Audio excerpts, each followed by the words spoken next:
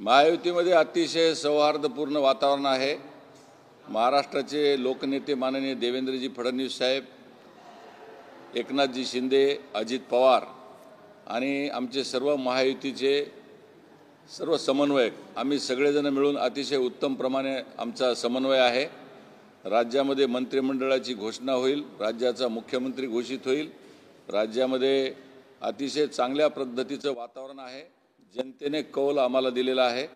आमच्या शेतकरी बांधवांपासून आमच्या महिला बंधू भगिनी यांनी सगळ्यांनी आम्हाला कौल दिलेला आहे। त्यामुळे राज्यातलं वातावरण अतिशय चांगलं आहे। जनतेच्या मनातलं सरकार आलेलं आहे। जनतेच्या मनातलं सरकार आलंय, वातावरण पण तुमच्या चांगलं आहे, तुमच्या जागाही आल्या, तर तुमच्या पक्षाचा मुख्यमंत्री होणार की एकनाथ शिंदे यांच्या शिवसेनेचा मुख्यमंत्री होणार, जनतेच्या मनात प्रश्न आहे। निश्चितच जनतेने सगळ्यात जास्त जागा भारतीय जनता पार्टीला दिलेल्या आहेत। आमचा स्ट्राईक रेट पण हा जवळपास 99च्या बरोबरीचा आहे। त्यामुळे ज्याचा स्ट्राईक रेट मोठा असतो, त्यामुळे त्या दृष्टीने आम्ही सर्वजण माननीय देवेंद्र फडणवीस हेच राज्याचे मुख्यमंत्री व्हावेत याकरिता आमची सगळ्यांची परमेश्वराला साकडा आहे। आम्ही सगळेजण मिळून त्या दृष्टीने आम्ही प्रार्थना करीत आहोत। कारण देवेंद्रजींच्या काळामध्ये महाराष्ट्राची प्रगती झाली। देवेंद्रजींनी या महाराष्ट्राला पुढे नेण्याचा अतिशय उत्तम प्रयत्न 2014 ते 2019च्या काळात केला। एक अभ्यासू, एक संयमी, लोककल्याणकारी योजना राबवणारे अतिशय उत्तम अशा प्रकारचं अभ्यासू नेतृत्व या महाराष्ट्राला मुख्यमंत्री म्हणून लाभावे असं मी या ठिकाणी आपला सांगतो। त्याचं कारण असं आहे की राज्यामधल्या अनेक घडामोडी घडत असताना प्रत्येक वेळेस धावून जाणारा नेता म्हणजे देवेंद्र फडणवीस। आणि देवेंद्र फडणवीस हे महाराष्ट्राचे सर्व तळागाळातील लोकांपर्यंत अडचणीच्या काळात, संकटाच्या काळात मी स्वतः पाहिलेलं आहे की ज्या वेळेस या महाराष्ट्राला अडचण झाली, दुष्काळ असो, कोविडचा काळ असो, महाराष्ट्रामधला शेतकरी असो, या महाराष्ट्रातले वंचित पीडित सर्व घटक असो, यांच्या सगळ्यांच्या समस्या सोडवण्यासाठी धावून जाणारे नेते म्हणजे आदरणीय देवेंद्रजी फडणवीस। सर, मुख्यमंत्रीच्या स्पर्धेतून एकनाथ शिंदे हे माघार घ्यायला पाहिजे असं तुम्हाला वाटतंय का? आणि उपमुख्यमंत्री हे श्रीकांत शिंदे यांना द्यायला पाहिजे असं तुम्हाला वाटतं? हा निर्णय त्यांचा वैयक्तिक पक्षाचा निर्णय आहे, त्याबद्दल मी काही बोलू शकत नाही। परंतु ज्यांच्या जागा जास्त आल्यात आणि जनतेचा कौल हा महायुतीमध्ये भारतीय जनता पार्टीच्या दृष्टीने सर्वाधिक जागा आलेल्या आहेत आणि त्यामुळे साहजिकच देवेंद्र फडणवीस हे मुख्यमंत्री व्हावेत आणि त्या पक्षाचे कोण व्हावेत हे त्या पक्षाने ठरवलं पाहिजे। 2019ला जेव्हा सरकार बनत होतं तेव्हा छोटा पक्ष असलेल्या एकनाथ शिंदे यांना देवेंद्र फडणवीस यांनी घोषणा केली, एकनाथ शिंदे हे मुख्यमंत्री होते। आता तोच मोठेपणा दाखवण्याची वेळ एकनाथ शिंदे यांनी दाखवावी असं भाजपचं मत आहे। साहजिकच ज्या पद्धतीने जनतेने कौल आम्हाला दिलेला आहे त्या दृष्टिकोनातून आम्ही त्यावेळेस मोठा भाऊ असलो तरी आम्ही लहान भावाला सिंहासनावर बसवलेला आहे।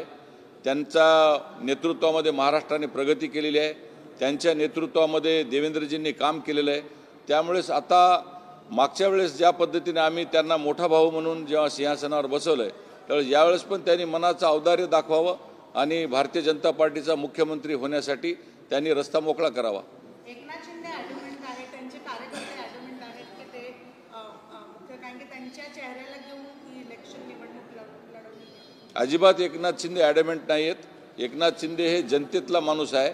एक ऑटो चालवणारा माणूस राज्याचा मुख्यमंत्री झाला, एक गरीबीतला असलेला माणूस ज्यांनी शून्यातून विश्व निर्माण करून ते मुख्यमंत्री झाले।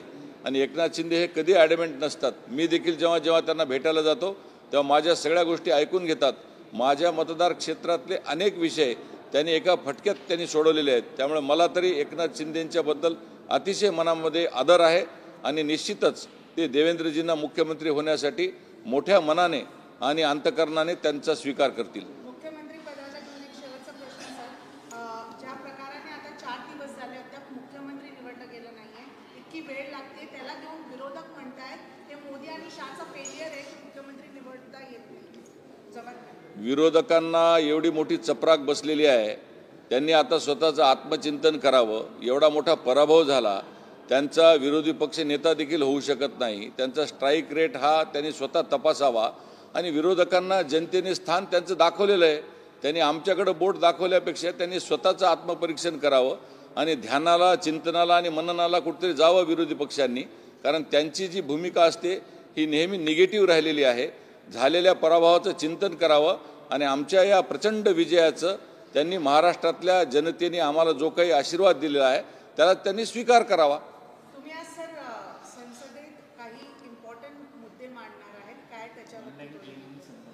मी आज देशामध्ये ज्या अतिरेकी ज्या कारवाया ज्या होतात, अनेक ठिकाणी जे आपल्याकडे ऑनलाईन गेमिंग जे होतात त्यामध्ये ते अवैध पद्धतीने त्याचा पैसा हा अतिरेकी कारवायांना मिळतो अशी आम्हाला एक याबाबतीतली खात्रीलायक माहिती असल्यामुळे आम्ही ते ऑनलाईन गेमिंग जो आहे आणि तो सट्टेबाजी आहे ती बंद करावी अशा पद्धतीचं मी आज संसदेमध्ये 0 आवरमध्ये मी तो विषय मांडणार आहे.